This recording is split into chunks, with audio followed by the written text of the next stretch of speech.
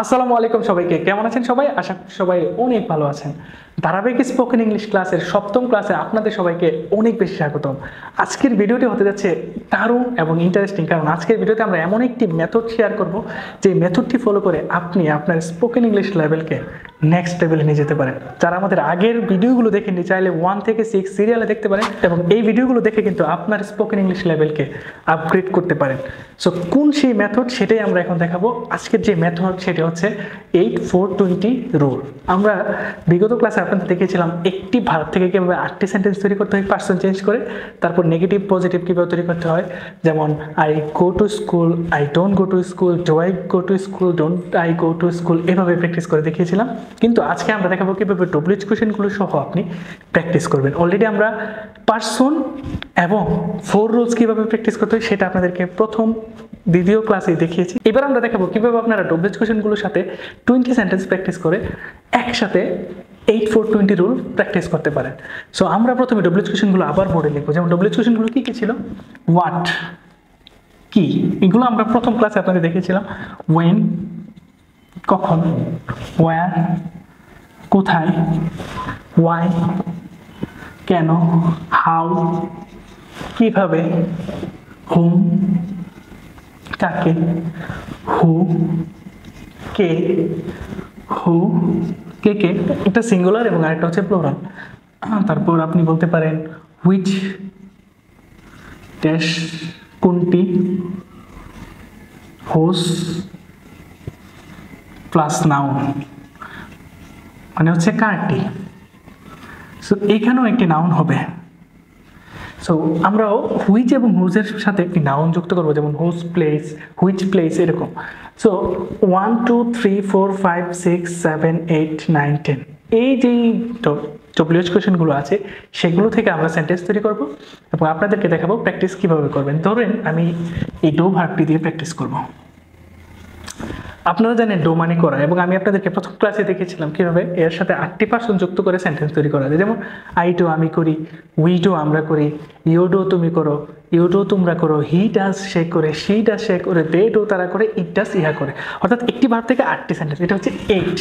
তারপর আমরা এইভাবে দেখেছিলাম আই ডো আমি করি, আই ডোন্ট ডো আমি করি না, ডু আই ডো আমি কি করি, ডোন্ট আই ডো আমি কি করি না। এবার আপনারা এগুলোর সাথে সেন্টেন্সটা প্র্যাকটিস করবেন। যেমন হোয়াট ডু আই ডু, অর্থাৎ আমি কি করি। তারপর আপনারা এটাকে নেগেটিভ করবেন, যেমন হোয়াট ডু আই ডু আমি কি করি, হোয়াট ডোন্ট আই ডু আমি কি করি না।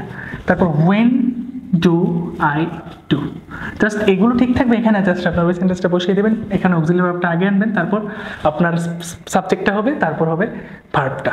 যেমন হোয়েন ডু আই ডু আমি কখন করি, আপনি এটাকে নেগেটিভ করবেন। হোয়েন ডোন্ট আই ডু আমি কখন করি না। ওয়্যার ডু আই ডু আমি কোথায় করি, ওয়্যার ডোন্ট আই ডু আমি কোথায় করি না।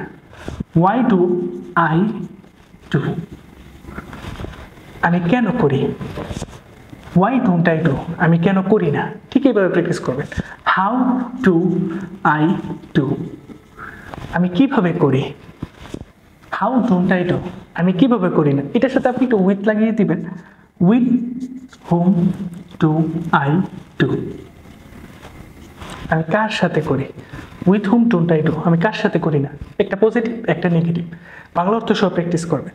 তারপর হু ডাজ কে করে, হু ডাজন্ট ডু কে করে না। তারপর হু ডু কারা করে, হু ডোন্ট ডু কারা করে না। এখানে একটা বিষয় আপনাদের বলি, যখন হোর পরে ডাজ হবে, তো এইখানে আপনাদের একটি গুরুত্বপূর্ণ বিষয় আছে, সেটা হচ্ছে হু ডাজ মানে বুঝবেন যে এটা একজন ব্যক্তিকে বুঝিয়ে, যে সিঙ্গুলার। আপনি যদি বলেন যে কে করে না, হু ডাজন্ট ডু, কে করে, হু ডাজ। যদি সবাইকে অর্থাৎ প্লোরাল বোঝান সেক্ষেত্রে হবে হু ডো কারা করে, হু ডোন্ট ডো কারা করে না। আপনারা জানেন প্লোরাল ফর্মের সাথে কিন্তু এস বাই এস যুক্ত হয় না। যখন দেখবেন এস বাই এস যুক্ত আছে তখন মনে করবেন এটা সিঙ্গুলার ফর্ম। তারপর আপনারা হুইচ, এখানে বলেছিলাম হুইচ প্লাস নাউন, অর্থাৎ আমরা যদি এইভাবে লিখি which work do I do আমি কোন কাজটি করি। Which work don't I do আমি কোন কাজটি করি না। Whose work do I do আমি কার কাজটি করি। Whose work don't I do আমি কার কাজটি করি না। এরকম করে একটি সেন্টেন্স থেকে কিন্তু পজিটিভ এবং নেগেটিভ করে আপনি 20টি সেন্টেন্স তৈরি করতে পারছেন। সো প্রথমে হবে 8টি, তারপর 4টি, তারপর হবে 20টি। সো এরকম আরেকটি সেন্টেন্স আমরা আপনাদেরকে প্র্যাকটিস করে দেখাচ্ছি। যদি আমি বলি আই গো, অর্থাৎ আমি যাই, উই গো আমরা যাই, ইউ গো তুমি যাও, ইউ গো তোমরা যাও, হি গোস সে যায়, শি গোস সে যায়, দে গো তারা যায়, ইট গোস ইহা যায়। এই হলো 8। তারপর আপনি এটাকে 4টি সেন্টেন্স করবেন, যেমন আই গো আমি যাই, আই ডোন্ট গো আমি যাই না, ডু আই গো আমি কি যাই, ডোন্ট আই গো আমি কি যাই না। এরপর আপনি হোয়াট, ওয়েন এগুলো যুক্ত করে 20টি সেন্টেন্স তৈরি করবেন। কিভাবে করবেন? হোয়াট ডু আই, ডুর জায়গায় আপনি এখানে দেবেন হোয়াট ডু আই গো, অর্থাৎ আমি কি যাই। হোয়াট ডোন্ট আই গো আমি কি যাই না। ওয়েন ডু আই গো আমি কখন যাই। ওয়েন ডোন্ট আই গো আমি কখন যাই না। Same war do I go আমি কোথায় যাই। ওয়ার ডোন্ট আই গো আমি কোথায় যাই না। ওয়াই ডু আই গো আমি কেন যাই। ওয়াই ডোন্ট আই গো আমি কেন যাই না। হাউ ডু আই গো আমি কিভাবে যাই। হাউ ডোন্ট আই গো আমি কিভাবে যাই না। With whom do I go আমি কার সাথে যাই। With home don't I go আমি কার সাথে যাই না। হু ডাজ আছে এখানে আপনি দেবেন হু গোস কে যায়। হু ডাজন্ট গো কে যায় না। হু গো কারা যায়। হু ডোন্ট গো কারা যায় না। হুইচ প্লেস এখানে ওয়ার্কের জায়গায় আমরা প্লেস দেবো। Which place do I go, ডোর জায়গায় আমরা দেবো গো। আমি কোন জায়গায় যাই। Which place don't I go আমি কোন জায়গায় যাই না। Whose place do I go আমি কার জায়গায় যাই।